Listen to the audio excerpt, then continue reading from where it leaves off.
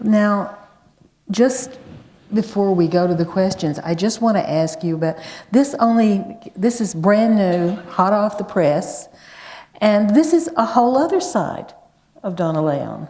This is Handel's Bestiary, In Search of Animals in Handel's Operas. It has delightful, happy illustrations in it. Pretty things. Great lion here. And it also includes the CD of the arias, so it's a whole other dimension here. And what brought you to this? Is this like mental health day, or No, totally different? Well, in a way it is, yeah. For the last 12 years or so, I have been deeply involved in the running of, direction of Il Complesso Barocco, which is a very, very good Italian Baroque orchestra. Alan Curtis, who's the conductor, who conducted Tafel music here some decades ago, is the conductor of the orchestra. Alan and I are old friends. We've been friends forever. And one night at dinner, he was talking about an opera that he wanted to record, Arminio by Handel. And we put our energies together, and he did, in fact, perform it in Switzerland along with Giustino, Il Giustino by Vivaldi. And then we recorded, excuse me if I use the plural, I'm not a musician, I don't play in the orchestra, but I do advise and help. So I use the plural, rather presumptuously. We have recorded, I think, 26 discs, and a year and a half ago, Alan and Giulio D'Alessio, to whom Drawing Conclusions is dedicated, he's a young Neapolitan violinist, we're trying to plan what disc to do next. We didn't know whether we wanted to do another opera or we wanted to do a single disc. And I remember commenting on the number of arias which Handel wrote about animals. Qual Leon from Ariana in Creta, the frog aria from Israel and Egypt, Stane l'Ircana from Alcina. And I suggested to Alan that we think about doing a disc, a duet disc for a mezzo and a soprano of the arias that dealt with animals. Because for Handel, as well for most of the other composers of his time, when you need a kind of rubber stamp emotion or rubber stamp virtue, when the hero has to go off to battle to save his country or his girlfriend, he sings about being as brave as a frog, obviously. So faithful as a tiger, sneaky as a... And Alan chose 12 arias and we recorded them. But even before we did the recording, I suggested that we try to do a book, that we issue it as a book with text by me about something I had written in graduate school, which was a long piece about the medieval bestiaries, about the animals as they were presented in the 11th, 12th, and 13th century manuscripts all over Europe. Then we thought of asking our friend Michael Sova, who's a quite well-known German artist, if he would illustrate the book. My German publisher agreed to put the project together, and so it came out in Germany, in Switzerland and Germany in, I think, November. It's a compilation. It's an attempt on our part to expand the base of people who would be interested in this music by appealing to maybe younger people who would be interested in the paintings, as well as in the not terribly complex prose of the stories about the animals. The stories come from Pliny, from Ovid, from Isidore of Sevilla, from Herodotus, from Thucydides, because all of these writers wrote about the animals. And the stories that I tell talk about the way these animals became attached to virtues or vices, and then became moral emblems for Western writers. An example is the tiger. In the story, I think it's told by Pliny, if you wanted to steal a tiger cub, what you do is ride up on your horse and find a conveniently nursing tiger mother, and you jump down and grab the 3 babies and throw them in a sack. And then off you go on your horse, heading towards your boat. And as the mother came after you, you'd reach into your bag and throw down a glass ball. And the mother would look at it and grab it, and she'd look in it and she'd see the face of a tiger. So she'd think she had her baby, and she'd grab it and cuddle it, and then she'd realize it wasn't the baby. So she'd cast it aside and come after you again, whereupon you threw down the second ball. Same thing. Just as you reached the beach, where your rowboat was to take you out to your conveniently parked boat, you would throw down the third ball, and then you and the bag with the 3 tiger cubs would jump into the boat, and you'd go out to the boat, leaving the horse on the beach. Oh, see why I get letters about Poppy? See? But once this fell into the hands of the Christians, the image of the tiger changed, and she became an image of female vanity, because as will all women, she would be so distracted by contemplation of her own appearance that she would allow even the theft of her young. Yet more proof of the weakness and sinful inclination of the female. The medieval manuscripts are filled with this. We had so much fun doing this. And the soprano on here is Karina Gavin. How many of you are Karina junkies? Huh? Okay. Excuse me, the rest of you, have more of you want. On the 20th of May, Karina is singing with the orchestra in Ariodante. She's singing Ginevra, and the rest of the cast, eat your hearts out. Joyce Di Donato is Ariodante, Karina is Ginevra, and Polinesso, the bad guy, is yet another fabulous Canadian singer, Marie-Nicole Lemieux. Baden-Baden, Paris, and London. And then, in November, we are recording Giulio Cesare, and Marie-Nicole is Cesare, and Karina is Cleopatra.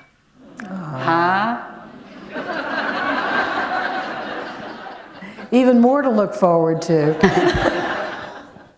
No, that's, as you can see, that's the stuff that really gets me excited. We'll do 2 more of these picture books with music. The next will be mythology. We don't know the third one. And we will probably do a disc next year with Joyce Di Donato, a solo disc with Joyce, who is... Joyce is the bees. Yeah, Joyce is. Yeah, Joyce. If you haven't got it, buy our Alcina. It's Joyce as Alcina and Karina as Morgana. It's absolutely glorious, divine, wonderful.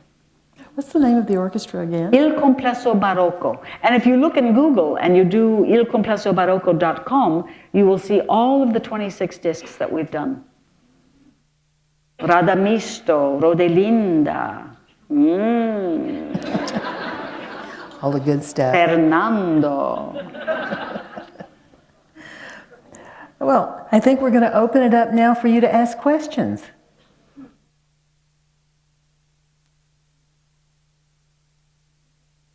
Anybody, come on. Don't be shy.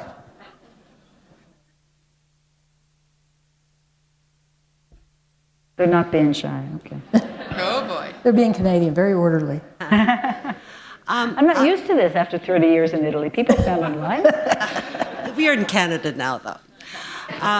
I just have a question about your process, because you talked about the fact when you begin with an event or a situation, and you don't know where it's going. But surely, do you not know the fate of your main characters? I don't have a clue. When I begin work on any given day, I have no idea what's going to happen. In fact, I can get to maybe the antepenultimate chapter of a book and not know how the book is going to end. About which I'm very happy, because I think if I don't know, then the reader can't know. Or maybe the reader can know, I don't know. But doesn't the genre itself require a certain kind of resolution that's emotionally satisfying to the Yeah, to but the that can reader? be any one of a number of things.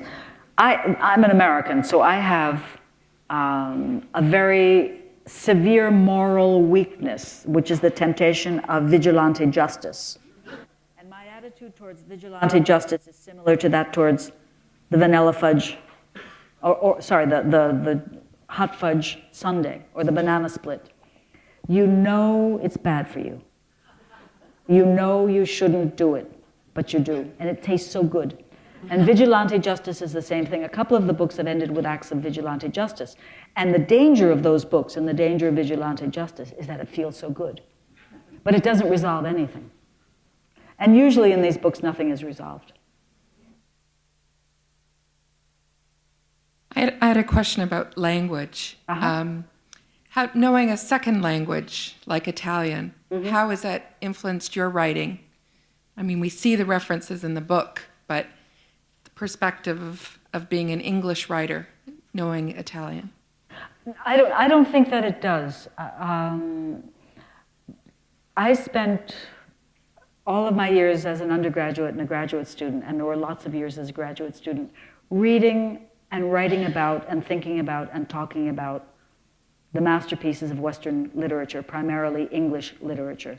And so if I have a prose style, it was fashioned by those years. I didn't start to write until I was 50. And so my prose style, such as it is, was formed by those years of exposure to and analysis of really good English prose. So I don't think that there is influence from Italian. I think that certain of my themes or prejudices are influenced by having lived in Italy for 30, 35 years. But that's not a linguistic thing, that's an environmental thing. Thank you. Other than the Brunetti family, my favorite character is Signorina Elettra. Oh, good for you. She's a wonderful crook who happens to work for the cops. Could you? I think there are a lot of crooks who work for the cops. Well, she's the most charming, anyway. Could you talk a little bit about her in terms of where you got her from and what she does, and a bit of her, just put some flesh and bones on her, because I love her. I think she's terrific. Signorina Elettra is like Topsy in Uncle Tom's Cabin. She just growed. I was writing, I think, the fourth book or the fifth book, and Brunetti was stumped. I was stumped. So I didn't know what to do with the next chapter. So I ended the chapter I was working on by having someone knock on Brunetti's door. I went out for a walk, and after an hour or 2 hours, I came home and turned on the computer, and she walked in. I had her name because friends of mine had an aunt whose name was Elettra, and I've always been enchanted with the name because it's such a dramatic name. The sister of a friend of mine once did what Elettra did, which was refuse to write a letter to the government of South Africa because the UN had imposed sanctions upon South Africa. And she refused to write a letter for her boss, who was the director of the Banca d'Italia, where she worked. And I always was struck by her courage in doing that. And so that became one of the defining characteristics of Signorina Elettra, that she has certain limits beyond which she will not pass. But within those limits, there's a lot of space. And so she has a very cavalier attitude towards mere legality, because usually what she obtains is in aid of justice, as she and Brunetti have determined justice to be. About her personal life, I know nothing. She's very, very reticent. I wrote a book about her affair with the guy out on Palestrina. But I was as surprised by what happened in that book as you are. That was not was not planned. There was one point at which time I thought maybe Brunetti was going to slip the traces. Oh, no. I thought it just might. No, that's just shocking. No, and it would be a cliche to have him and no. Yes? Well, you partially answered my question. I had wanted to know if Elettra had any real antecedents, if somebody you knew in some, if it was some IT genius that had sparked a lettre. No, she's a compendium. Also, I needed her in practical terms. I needed Paola, although I didn't know it when I wrote the first book. And I'd like you to bear in mind that when I wrote the first book, there was no theoretical second book, or third or fourth or fifth. I had the good sense to make Paola a member of the upper classes, the wealthy upper classes, which provided Brunetti with access to people of that class. With Signorina Elettra, I endowed her with skills which I do not have. I made her a very, very competent hacker, which allows Brunetti to have access to information which I would have to figure out ways to provide him legally. But by having invented, quite by chance, Signorina Elettra, I obviate that necessity. No, well, I wanted to thank you for a normal hero. He's married, he has a good family life, he's not damaged physically, mentally, emotionally, the way so many mystery heroes seem to be. And I was going to write to suggest to you that you did a cookbook, so I'm very glad you did that. Yeah. And I was going to go through all your books and copy all the maps, but now I don't need to do that. So thank you for your Venice. Thank you. And that's just dumb luck. I had the good sense when I was writing the first book. I knew that I would spend a certain amount of time with these people, with this man. I thought it would be 9 months. And so I endowed him with the qualities that I would like in a person, either a man or a woman, because I have a tendency towards people who have some sort of fundamental humanity and who are quick-witted, intelligent, and have a sense of humor, and read, and who have a certain sensibility towards the beautiful. But that was just because I knew I'd spend time with them, and I didn't want to be writing about a loser who was also an alcoholic. Recovering alcoholic. Recovering alcoholic. Yes. It may be obvious to you, of course it must be, and to some people in the audience, but I don't know why you don't publish in Italian, or is it for fear of reprisals? No, absolutely not. No. I'm an American, and one of the qualities of Americans of my generation is that not only do we vote Democratic, but we are Democrats. There's a kind of, and I think this is true of Canadians as well, it's in some ways a class-less society, and we like treating people as equals. In some countries in Europe, I am a very, very famous person, and this causes people to deal with me in a way that is a little bit strained. That makes me uncomfortable. Because people, when they deal with celebrities, take on, as I do with opera singers, they take on a kind of beta dog position, and I can't stand it. It makes me wild. So where I live, I don't want that. I want my garbage man and my postman to continue to call me Tu. And they which still, they do. And they don't know who you are? They know that I write, and they know that people know my books. But in Venice, I'm not. In more literate society, people know who I am.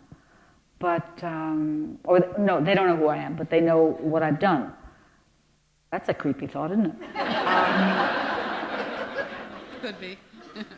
So I just prefer to be the American who lives above the people who own Gastone the cat, because in my neighborhood, my neighbor's cat is infinitely more famous than I am. In fact, and this is one of the glories of living in Venice, there doesn't pass it, the cat's name is Gastone. We all have answer phones in the house that open the door. There's a door to the courtyard that goes out onto the street, onto the calle where I live. The main portone can be opened from the electric thing up on the 3rd floor. There doesn't pass a week when I'm home that I don't hear, and I go and I say, "Si?"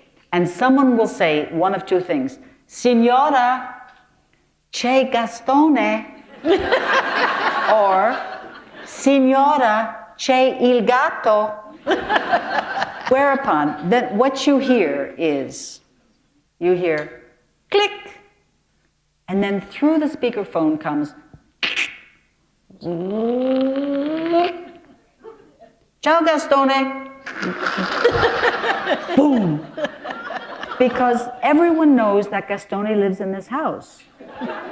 And our obligation is to open the door to the street so Gastone can come into the courtyard.